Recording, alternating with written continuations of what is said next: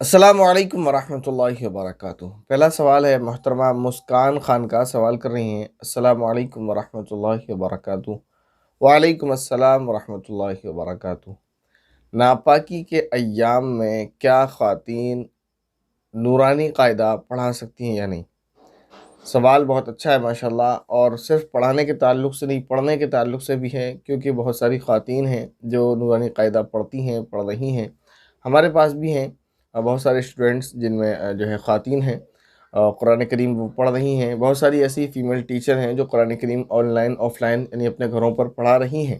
ان کو یہ مسئلہ پیش آتا ہے کہ منتھلی ان کو کچھ ایسے دن ہوتے ہیں جس میں ان کو یہ خیال پیدا ہوتا ہے کیا پڑھنا پڑھانا صحیح ہے یا نہیں۔ بعض اوقات وہ چھٹیاں کر لیتی ہیں، تو جس سے سبق کا بھی نقصان ہوتا ہے اور بچوں کا بھی نقصان ہوتا ہے اگر وہ ٹیچر ہے تو یہ مسئلہ اسٹوڈنٹ کو معلوم ہونا ضروری ہے، اور ٹیچر کو معلوم ہونا بہت زیادہ ضروری ہے کہ کیا ان دنوں میں قرآن کریم پڑھا یا پڑھایا جا سکتا ہے۔ تو سوال نورانی قاعدے کے تعلق سے، جس سے یہ پتہ چلتا ہے کہ ان کو یہ معلوم ہے کہ ان دنوں میں قرآن کریم نہیں پڑھا یا پڑھایا جا سکتا۔ بہت اچھی بات ہے، اتنا علم ہے، اتنا علم ہونا بہت اچھی بات ہے۔ تو قرآن کریم ان ایام میں نہ تو پڑھا جا سکتا ہے، نہ پڑھایا جا سکتا ہے، نہ چھوا جا سکتا ہے، کیونکہ سوال ہی ان کا نورانی قاعدے کے تعلق سے ہے۔ تو جواب اس کے تعلق سے یہ ہے کہ نورانی قاعدے میں قرآن کریم کی وہ آیات، نورانی قاعدے میں قرآن کریم کی وہ آیات جو اس میں لکھی ہوئی ہیں تو ان کو چھوا نہیں جائے گا ان ایام میں۔ جو قرآن کریم کی آیات نورانی قاعدے میں لکھی ہیں، نہ اس کو پڑھا جائے، نہ اس پر انگلی رکھی جائے، اور نہ ہی اس کو پڑھایا جائے گا، کیونکہ وہ قرآن کریم کی آیت ہے۔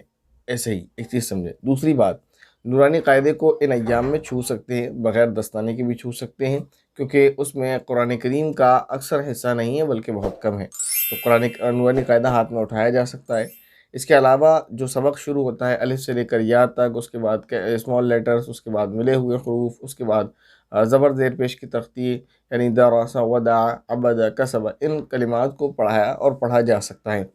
اب آگے جب بات آئے گی قرآن کریم کی، جہاں آیت لکھی ہوئی ہیں تو وہاں اس کو ایک آیت ایک ہی بار میں نہیں پڑھی جائے گی، بلکہ اس کو کاٹ کاٹ کر پڑھا جا سکتا ہے، البتہ اس پر انگلی نہ رکھیں۔ جیسے سب سے پہلے میرے ذہن میں جو ہے وہ آیت شروع ہوتی ہے آیت کے قاعدے میں، جہاں آیت کا قاعدہ آتا ہے وہیں پر آیت شروع ہوتی ہے، سب سے پہلے وہاں مکمل آیت آتی ہے۔ اعوذ باللہ من الشیطان الرجیم، بسم اللہ الرحمن الرحیم، الحمد للہ رب العالمین۔ تو یہ جو آتا ہے اس کو آپ کو کاٹ کاٹ کر پڑھنا ہے، الحمد للہ رب العالمین۔ اچھا، اس میں وہ آیت ہیں جس میں دعا کے معنی ہیں، تو آپ اس کو پڑھ سکتے ہیں یہ، اور اسی طرح اس میں اللہ تعالیٰ کی حمد کے معنی بھی ہیں، تو اس کو آپ پڑھ سکتے ہیں۔ جیسے ایاک نعبد و ایاک نستعین، یہ جو آیت ہے اس میں جو ہے دعا کے معنی ہیں، اور اس میں اللہ تعالیٰ کی حمد بھی ہے کہ ہم تیری ہی عبادت کرتے ہیں۔ اسی طرح الحمدللہ رب العالمین میں اللہ کی حمد ہے۔ تو اگر اس کو جو ہے وظیفے کی نیت سے پڑھ لیں، بس ایسے ہی اللہ تعالیٰ کی حمد کرنے کے لیے، تو اجازت ہے، جیسے میں نے پہلے بھی بتایا، لیکن بہتر اور افضل یہی ہے کہ جب بچے کو پڑھایا جائے اس ایام میں، یا خود اس ایام میں پڑھ رہے ہیں، تو اس کو الحمد سانس توڑ دیں، للہ سانس توڑ دیں، یعنی آپ پڑھائیں ایز اے ٹیچر الحمد، بچہ پڑھے الحمد، پھر آپ پڑھائیں للہ، وہ پڑھیں للہ، اس طریقے سے آپ اسے کاٹ کاٹ کر پڑھا سکتے ہیں۔ اور جب ایام میں نہ ہو تو آپ پوری آیت قرآن کریم کی، پھر تو کوئی مسئلہ ہی نہیں پیدا ہوتا ہے۔ تو ان ایام میں پرانے نورانی قاعدہ آپ چھو سکتے ہیں، اس کو پڑھا سکتے ہیں، البتہ قرآن کریم کی جو آیات اس میں لکھی ہوئی ہیں اس کو چھوئیں نہ، اس کو کمپلیٹ نہ پڑھیں، کاٹ کاٹ کر اس کو پڑھ کر پیش کر دیں۔ بس اس طریقے سے آپ بہت سارے بچوں کا نقصان ہونے سے بچ جائے گا۔ خود وہ جو ان دنوں میں گزر رہی ہیں تو وہ نورانی قاعدہ پڑھنا چاہتی ہیں وہ پڑھ سکتی ہیں، اور جو ٹیچر ہے وہ پڑھانا چاہیں تو پڑھا سکتی ہیں۔ اب آگے چل کر جب ان کا قرآن کا مسئلہ آئے گا تو پھر وہاں مجبوری ہے، تو ان کو وہاں بریک لینا ہوگا۔ اس کے بعد سوال ہے بھائی عبد الملک کا، وہ سوال کر رہے ہیں، السلام علیکم ورحمۃ اللہ وبرکاتہ مفتی صاحب۔ وعلیکم السلام ورحمۃ اللہ وبرکاتہ۔ رمضان المبارک کی خبر دینے سے کوئی خوشخبری ملتی ہے کیا؟ ہم نے لوگوں کے موبائل پر اسٹیٹس دیکھے ہیں کہ جو شخص سب سے پہلے رمضان المبارک کی خبر دے گا اس کو جہنم کی عذاب حرام کر دی جائے گی۔ یہ جو ہے اسی طرح کے بہت سارے اسٹیٹس آپ نے دیکھے بھی ہوں گے، وائرل ہیں، تو اس کی کوئی اصل نہیں ہے، بے بنیاد ہے۔ رمضان المبارک کی کسی کو خبر دینا، کسی کو اطلاع دینا، یہ کوئی ضروری اور مستحب اور سنت نہیں ہے۔ آپ مبارکباد دیں یا نہ دیں، رمضان تو آ ہی رہا ہے۔ دوسری بات یہ کہ اس کی جو فضیلت مشہور ہے عوام میں کہ رمضان المبارک کی جو شخص سب سے پہلے مبارکباد دے گا، خبر دے گا، اس شخص کو جہنم سے آزاد کر دیا جائے گا، بالکل جھوٹی اور من گھڑت بات ہے۔ اتنی من گھڑت ہے، اتنی من گھڑت ہے، اس کے موضوع اور من گھڑت ہونے کا اندازہ اس بات سے لگایا جا سکتا ہے کہ اس دور میں بھی لوگوں نے جس وقت حدیثیں گھڑیں تو محدثین نے کام کیا کہ من گھڑت حدیثوں کے نام سے یہ کتابیں لکھ ڈالیں، کئی کتابیں ہیں کہ جس میں انہوں نے من گھڑت حدیثیں لکھ دی ہیں، یہ لوگوں کو بتانے کے لیے کہ آپ کو کہیں کوئی حدیث نظر آئے جو آپ کو لگے من گھڑت ہے، یہاں تلاش کر لیں، اگر یہاں مل جائے تو مطلب کیا ہے، من گھڑت ہے۔ بہرحال ایک میں آسان سی چیز سمجھا رہا ہوں۔ تو یہ من گھڑت، اتنی من گھڑت روایت ہے کہ ان روایتوں میں بھی نہیں ہے، یعنی یہ بعد کے لوگوں نے گھڑی ہوئی روایت ہے، اس کا کوئی اصل نہیں، کوئی اس کا سر پیر نہیں ہے، بالکل من گھڑت اور جھوٹی بات ہے۔ اس کے بعد محترم ساجد صاحب سوال کر رہے ہیں، السلام علیکم۔ وعلیکم السلام ورحمۃ اللہ وبرکاتہ۔ مفتی صاحب، انسان کے مرنے کے بعد اس کے مرحوم رشتہ دار اس کا استقبال کرتے ہیں، اس کو دیکھ کر خوش ہوتے ہیں، اگر ایک دوسرے سے ملتے ہیں تو ایک دوسرے کو پہچانتے ہیں، ایسا لوگوں میں کہا جاتا ہے، کیا یہ بات درست ہے؟ دیکھیں، اگر اس سوال سے آپ کا مقصد یہ ہے کہ انسان مرنے کے بعد جو لوگ مر چکے ہیں ان رشتہ داروں سے جا کر ملتا ہے، ان سے جا کر بات چیت کرتا ہے، تب تو یہ بات درست ہے، ایسا ثابت ہے کہ انسان جب مر جاتا ہے تو یہاں سے جانے کے بعد جو لوگ اس سے پہلے جا چکے ہوتے ہیں ان سے ملتا ہے، ان سے بات چیت ہوتی ہے، جو لوگ پہلے گزرے ہوئے ہوتے ہیں وہ اس سے پوچھتے ہیں بھئی دنیا میں کیا چل رہا ہے، اور حال چال اس سے پوچھتے ہیں، یہ ان سے کیا پوچھے گا، وہ اس سے پوچھتے ہیں، حال چال لیتے ہیں، تو یہ درست ہے۔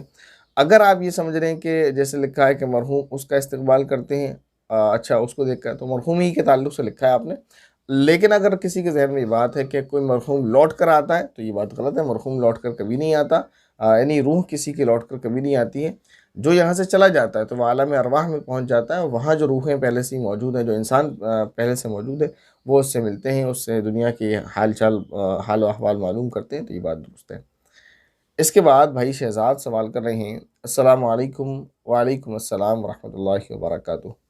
مفتی صاحب، ہمارے یہاں ایک نئی چیز ہمیں سننے کو ملی، اور وہ یہ کہ جنازے کو دفنانے کے بعد تھوڑی سی مٹی ہاتھ پر لے کر اس میں 7 مرتبہ سورہ الم نشرہ، 3 مرتبہ سورہ والضحیٰ پڑھ کر قبر پر ڈال دیں تو میت کو عذاب قبر نہیں ہوتا، کیا یہ بات کسی حدیث سے ثابت ہے؟ جی انشاءاللہ آپ کے سوالوں کا جواب دیا جائے گا۔ تو یہ کہنا کہ 7 مرتبہ سورہ الم نشرہ اور 3 مرتبہ والضحیٰ پڑھ کر ہاتھ میں مٹی لے کر اس پر دم کر کے اور قبر پر ڈال دیں تو عذاب نہیں ہوگا، یہ بات کسی حدیث سے ثابت نہیں ہے، اور میں نہیں کہہ سکتا اس بات کے بارے میں، کیونکہ یہ کہیں نہیں لکھا ہے۔ ہاں البتہ جو اس دنیا سے جا چکے ہیں، آپ ان کے لیے قرآن کریم پڑھ کر، صدقہ خیرات کر کے، بھوکوں کو کھانا کھلا کر، ضرورت مندوں کو کپڑا پہنا کر، اور مسجد اور مدارس کو تعمیر کر کر ان کے لیے آپ ایصال ثواب کر دیں تو انشاءاللہ آپ وہ جو مرحوم ہے اس کو فائدہ ہوگا، اس کے عذاب میں کمی آئے گی اور اس کو انشاءاللہ عذاب نہیں ہوگا۔ باقی یہ جو عمل ہے یہ عمل کسی بھی حدیث سے ثابت نہیں ہے۔ اس کے بعد سوال ہے بھائی نوازش کا، سوال کر رہے ہیں، السلام علیکم۔ وعلیکم السلام ورحمۃ اللہ وبرکاتہ۔ ایک حدیث فیس بک اور دوسری جگہوں پر دیکھنے کو ملتی ہے کہ اگر مسواک ہمارے پاس ہو اور ایکسیڈنٹ ہو جائے تو ہماری ہڈی نہیں ٹوٹے گی، کیا یہ بات درست ہے؟ دیکھیں، یہ بات درست نہیں ہے، مسواک کی فضیلت احادیث میں بہت زیادہ آئی ہے اور اس کی تاکید بھی آئی ہے، نبی کریم صلی اللہ علیہ وسلم مسواک فرمایا کرتے تھے، تو مسواک کرنا چاہیے، لیکن مسواک کی وجہ سے ایکسیڈنٹ میں ہڈی نہ ٹوٹنا ایسی کوئی فضیلت نہیں ہے اور ایسی کوئی روایت نہیں ہے۔ البتہ اتنا میں کہنا چاہوں گا، اس طرح کی روایات جو لوگوں میں وائرل کرتے ہیں، جھوٹ پھیلاتے ہیں، انہیں تھوڑا سا خوف خدا کرنا چاہیے، اس کی وجہ سے اسلام کا اور مسلمانوں کا مذاق ہوتا ہے۔ کیا عجیب اور بھدا مذاق آپ نے بنا رکھا ہے، کوئی غیر مسلم ان چیزوں کو دیکھے گا کیا کہے گا کہ کیا لاجک ہے بھائی، ایک چھوٹی سی لکڑی ہے اور اس سے آپ کی ہڈی نہیں ٹوٹے گی، ایکسیڈنٹ ہوگا ہڈی نہیں ٹوٹے گی۔ جس کو شک ہو معذرت کے ساتھ، جو یہ حدیثیں جھوٹی گھڑ رہے ہیں، وہ میرے پاس آ جائے، اپنی جیب میں جو ہے ایک مسواک رکھ لیں، میں پھر انشاءاللہ ہتھوڑا مار کر دیکھوں گا ہڈی ٹوٹتی ہے یا نہیں ٹوٹتی ہے، پھر ان کی بات ثابت ہو جائے گی کہ ٹوٹتی ہے نہیں ٹوٹتی۔ تو ایسے کام نہ کیا کریں، اس سے اسلام اور مسلمان بدنام ہوتے ہیں، لوگوں میں لوگ کہتے ہیں کیسی کیسی باتیں انہوں نے گھڑ رکھی ہیں، تو اس طرح کی باتیں نہیں کرنی چاہیے کہ مسواک نہیں ہوگا تو ہڈی نہیں ٹوٹے گی۔ اللہ نہ کرے کسی کا ایکسیڈنٹ ہو، سب سے پہلے تو یہی دعا ہے، اللہ نہ کرے کسی کا ایکسیڈنٹ ہو، لیکن جب ایکسیڈنٹ ہوگا چوٹ گہری آئے گی تو ہڈی ٹوٹے گی، اور ہم نے ایسا بھی دیکھا ہے کہ ایکسیڈنٹ ہوتے ہیں، خطرناک ایکسیڈنٹ ہوتے ہیں، کوئی ہڈی نہیں ٹوٹتی ہے۔ تو ہڈی ٹوٹنے نہ ٹوٹنے کا تعلق جو ہے مسواک سے نہیں ہے، وہ اللہ کی مرضی ہے۔ بعض اوقات ایسے ایکسیڈنٹ ہوتے ہیں کہ گاڑیاں دونوں ایک دوسرے میں گھس جاتی ہیں اور اتنا بچتا ہے اس میں سے. ایسے بہت ساری ویڈیوز دیکھیں کہ ٹرک چپک گیا بالکل، لیکن اس میں ڈرائیور کو مطلب جب ٹرک چپکا ہے دونوں ایکسیڈنٹ ہونے کے بعد، تو ڈرائیور کو اتنی جگہ مل گئی کہ وہ بچ گیا، تو وہاں وہ صحیح سلامت بچا ہوا ہے. یہ اللہ کی مرضی ہے. اس کو ایک خراش تک نہیں آئی، ایک چوٹ نہیں آئی. پھر بعد میں ٹرک کو کاٹ کر اس کو صحیح سالم نکال لیا، اس کی باڈی پر کوئی اثر نہیں ہے. ایسا ہوتا ہے. اور ایسے ایکسیڈنٹ خود اپنی آنکھوں سے دیکھیں. کوئی بائک سے جا رہا ہے، بائک بہت خطرناک بائک کا ایکسیڈنٹ ہوا، بائک گھومتی ہوئی گری ہے، اور اس کے بعد یہ ہوا کہ وہ اٹھا اور اس نے بائک کو اٹھائی اور چلا گیا، اس کو کوئی فرق نہیں پڑا. اور ایسا بھی ہوا ہے کہ گاڑی نارمل 10 سے 15-20 کی اسپیڈ پر چل رہی ہے، تھوڑا سا اس کو جھٹکا لگا، تھوڑی سی ٹکر لگی ہے، پاؤں سلپ ہوا، وہ گرا، پاؤں پر گاڑی گری اور پیر کی ہڈی فریکچر ہو گئی. تو مسواک سے اس کا کوئی لینا دینا نہیں ہے. اس طرح کی باتیں نہیں کرنا چاہیے. اس کے بعد ایک سوال ہے بھائی شاہ رخ کا. وہ سوال کر رہے ہیں: السلام علیکم مفتی صاحب. وعلیکم السلام ورحمۃ اللہ وبرکاتہ. کیا پینٹ موڑ کر نماز نہیں پڑھنی چاہیے؟ کیا اس سے نماز میں ثواب نہیں ملتا؟ کیونکہ میں جب نماز پڑھتا ہوں تو پینٹ موڑ لیا کرتا ہوں، لیکن میرے ایک دوست نے مجھے اس سے منع کیا، اور انہوں نے کافی ساری ویڈیوز علماء کرام کی دکھائی ہیں جو مسلک اعلیٰ حضرت والے ہیں. وہ کہتے ہیں کہ پینٹ موڑ کر نماز نہیں پڑھنا چاہیے. اسی طرح دعوت اسلامی والوں کا بھی یہی کہنا ہے. تو کیا پینٹ نہیں موڑنا چاہیے بلکہ ایسے ہی چھوڑ کر نماز پڑھ دینا چاہیے؟ کیونکہ جب میں نے ان سے کہا کہ پینٹ نہیں موڑیں گے تو ٹخنے ڈھکے رہیں گے اور یہ ناجائز اور گناہ ہے، تو وہ کہنے لگے کیا سردیوں میں تم موزے نہیں پہنتے تو کیا اس سے ٹخنے ڈھکے ہوئے نہیں ہوتے ہیں؟ پلیز اس بات کی وضاحت فرما دیں. بہت اچھا سوال ماشاءاللہ آپ نے کیا ہے. اور جو جواب دوست نے دیا ہے تو وہ بیچارے کیونکہ اس علم سے دور ہیں، تو لہذا اپنے کم علمی کی بنا پر وہ جو انہوں نے سمجھ لیا جو کہہ دیا. ہاں، آپ نے جو حوالہ دیا کہ مسلک اعلیٰ حضرت والے علماء جو کہتے ہیں یا دعوت اسلامی والے، تو وہ ادھوری بات ہے. بات ان کی درست ہے، انکمپلیٹ بات ہے، لیکن ادھوری بات بھی جو ہے وہ کہتے ہیں نا، آدھی چیز نہ ہونے سے زیادہ خطرناک ہوتی ہے. تو آدھا علم نہ ہونے سے زیادہ خطرناک ہوتا ہے. جیسے ان کو آدھا علم ہے کہ موزے بھی سے بھی تو ٹکنے ڈھکتے ہیں، تو یہ نہیں معلوم ہے کہ موزے سے ٹکنے کا حکم کیا ہے. تو بہرحال یہ آدھا علم ہے. آپ دیکھیں، میں اس سے پہلے بھی ایکسپلین کر چکا ہوں، سب سے بہترین نماز اس شخص کی ہے جس کے ٹخنے ڈھکے نہ ہوں اور پائچے بھی موڑے ہوئے نہ ہوں، یعنی پاجامہ پینٹ وغیرہ آپ اتنی اونچی ہی پہنیں. اور سب سے کم درجہ نماز کا اس شخص کا جس کے ٹخنے ڈھکے ہوئے ہوں. جو شخص ٹخنے ڈھک کر رکھتا ہے، ٹخنے ڈھکنے کا تعلق نماز کے اندر اور نماز کے باہر سے ہی نہیں، ٹخنے ڈھکنا بہرحال حرام ہے. ایسے شخص کو اللہ تعالیٰ نظر رحمت سے بھی نہیں دیکھیں گے، اور ایسے شخص کو جہنم میں ڈالا جائے گا. اس طرح کی بہت ساری روایات ہیں. جو شخص ٹخنے ڈھانکتا ہے اس کو جہنم میں ڈالا جائے گا. بہرحال تو پینٹ سے، پاجامے سے، تہمد وغیرہ سے ٹخنے نہیں ڈھانکنے چاہیے. پہلے تو آپ اتنی بڑی لانگ پینٹ یا پاجامہ وغیرہ نہ سلوائیں یا نہ پہنیں خرید کر، لیکن اگر لے لیا ہے تو نماز سے پہلے اس کو ضرور موڑیں، بلکہ ہمیشہ موڑیں. نماز کا تعلق ہی نہیں ہے، اس کو آپ ہمیشہ موڑ کر رکھیں یا اس کو کٹوا لیں. مرد کے لیے اجازت ہی نہیں بالکل کہ آپ اس کو ٹخنے ڈھانکیں، بات ہی ختم ہے. آپ اس کو نماز سے جوڑے ہی نہ. مرد کے لیے ٹخنے ڈھانکنا حرام ہے، پینٹ سے، پاجامے سے، تہبند وغیرہ سے. تو آپ اتنا لانگ پاجامہ نہ سلوائیں، اتنی لمبی پینٹ نہ خریدیں، اور ایسے ہی تہبند اتنا لمبا نہ باندھیں. اب اگر اتفاق سے ایسا ہو گیا ہے تو اسے یا تو کاٹ کر صحیح کروا لیں. ایسا نہیں کروا سکتے تو اس کو ہمیشہ فولڈ کر کے رکھیں. ہمیشہ جب بھی آپ ٹخنے ڈھانکیں گے جب بھی آپ پر گناہ ہوگا. یہ بات آ گئی. اب رہا نماز کے وقت. اگر کوئی نماز کے وقت اس کو فولڈ کر لیتا ہے یا تو اسے کرنا چاہیے یا نہیں؟ تو نماز کے وقت وہ اس کو فولڈ ضرور کرے. نہیں کرے گا تو گناہ گار ہوگا، کیونکہ گناہ گار نماز سے ہے نہیں، وہ گناہ گار ٹخنے ڈھانکنے کی وجہ سے ہوگا. اس کا تعلق نماز سے نہیں ہے. لوگ اس نماز سے جوڑتے ہیں اور اسی کو جوڑ کر جواب دیتے ہیں. غلط ہے. نماز پڑھتا ہو یا نہ پڑھتا ہو، لیکن اسے جس وقت اس نے ایسا پاجامہ، ایسی پینٹ پہنی ہے جو لانگ ہے، اسے موڑنا چاہیے، ہر حال میں موڑنا چاہیے. اس کا تعلق نماز سے نہیں ہے، تو اس کو موڑنا چاہیے، اس کے بعد نماز پڑھنا چاہیے. اگر کوئی نماز میں موڑ لیتا ہے تو وہ بہتر کرتا ہے بمقابل اس کے جو نہیں موڑتا ہے، وہ حرام کرتا ہے، گناہ کرتا ہے. وہ اسے نماز سے پہلے بھی، نماز کے باہر بھی ہر وقت موڑ کے رکھنا چاہیے. اب سوال یہ ہے کہ یہ جو کہا نا کہ موزوں سے بھی ٹخنے ڈھکتے ہیں، تو میں نے کہا نا یہ کم علمی اور جہالت کی بنا پر ہے. آپ اسے کسی مسلک سے نہ جوڑیں، نہ دیوبندیت سے جوڑیں، نہ بریلویت سے جوڑیں، نہ اہل حدیثیت سے جوڑیں. یعنی کسی مسلک سے مت جوڑیں. آپ کسی کے بھی پاس چلے جائیں، کسی بھی مسلک والے کے پاس، جس سے آپ کا دل کرے، جس مسلک سے آپ کا تعلق ہے. ان سے پوچھیں کیا پینٹ سے، پاجامے سے ٹخنا ڈھانکنا جائز ہے، اور اگر جائز ہے تو اس پر ایک دو حدیث سنا دیں، اور اگر ناجائز ہے تو نبی پاک صلی اللہ علیہ وسلم کی کچھ حدیث سنا دیں جس میں ناراضگی کا نبی پاک صلی اللہ علیہ وسلم نے اظہار فرمایا ہے. تو کسی بھی فرقے کے عالم کے پاس چلے جائیں، آپ کو وہ انشاءاللہ اگر واقعی وہ عالم ہوں گے تو آپ کو سخت وعیدیں سنائیں گے ٹخنے ڈھانکنے پر مرد کے لیے. دوسری بات، پھر آپ یہ پوچھ لیں کہ موزے پر مسح کرنا کون سے موزے پر جائز ہے.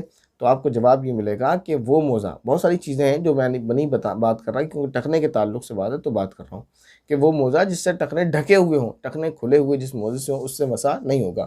تو اگر آپ یہ بات کریں تو بھائی سوچیں ذرا، اللہ کے نبی صلی اللہ علیہ وسلم نے جو موزے پہنے اس سے ٹخنے ڈھکے ہوئے ہوتے تھے، تو اللہ کے نبی صلی اللہ علیہ وسلم کے اس عمل سے خود پتہ چلتا ہے، اور خود صحابہ نے ایسے موزے پہنے، تو اس عمل سے پتہ چلتا ہے کہ ٹخنے موزوں سے ڈھکنا ناجائز اور گناہ نہیں ہے۔ اور نبی پاک صلی اللہ علیہ وسلم نے پینٹ سے، تہبند سے جو ہے پاجامے سے ڈھکنے والوں پر ناراضگی کا اظہار فرمایا، تو وہ جائز نہیں ہے، جائز ہے، مسئلہ ہی ختم ہے۔ آپ اس کو نماز سے نہ جوڑیں، نماز سے جب جوڑتے ہیں تو معاملہ گڑبڑ ہو جاتا ہے۔ اس کے بعد سوال ہے ایک بہن کا، نام ہے ان کا فرحہ، وہ سوال کر رہی ہیں السلام علیکم۔ وعلیکم السلام ورحمۃ اللہ وبرکاتہ۔ مجھے یہ جاننا ہے کہ اگر کسی نے علم کی جانکاری نہ ہونے کی وجہ سے، علم کی جانکاری، اردو میں جانکاری اور عربی میں علم کہتے ہیں، خیر تو یہ ایسی ہو گیا جیسے آب زمزم کا پانی، ٹھنڈی کولڈ ڈرنک، ٹھیک ہے، کیا کہا، اور جانکاری نہ ہونے کی وجہ سے قرآن پاک کو حیض کی حالت میں ٹچ کر لیا ہو تو اسے کیا کرنا چاہیے؟ پلیز اس کا جواب دیں۔ اب لا علمی کی وجہ سے کیا ہے تو انشاءاللہ امید ہے اللہ تعالیٰ کی ذات سے کہ گناہ نہیں ہوگا، لیکن اب جب معلوم ہو گیا ہے تو ایسا نہ کریں۔ بہرحال اللہ تعالیٰ سے پھر بھی توبہ کر لیں اور کچھ صدقہ وغیرہ کر دیں، بس اور کچھ نہیں۔ اس کے بعد سوال ہے محترمہ تبسم جمال انصاری کا، سوال کر رہے ہیں السلام علیکم مفتی جی۔ وعلیکم السلام ورحمۃ اللہ وبرکاتہ۔ سبحان اللہ، الحمدللہ، اللہ اکبر۔ آپ کیسے ہیں؟ اللہ آپ کو ہمیشہ خوش رکھے، آمین۔ میں تبسم جمال انصاری، میرا سوال یہ ہے کہ لڑکا کان چھدوا سکتا ہے یا نہیں؟ تو جواب اس کا یہ ہے کہ لڑکوں کو کان نہیں چھدوانا چاہیے۔ یہی کچھ سوالات آپ کے لیے گئے اور یہی چند جوابات تھے جو آپ کے سوالوں کے آپ کو دیے گئے۔ اگر کسی کا کوئی سوال رہ گیا ہے، کوئی ذہن میں کوئی ڈاؤٹ ہے، کوئی سوال ہے تو کمنٹ ضرور کیجیے، انشاءاللہ اس کو نیکسٹ کمنٹ باکس میں لے لیا جائے گا۔ السلام علیکم ورحمۃ اللہ وبرکاتہ۔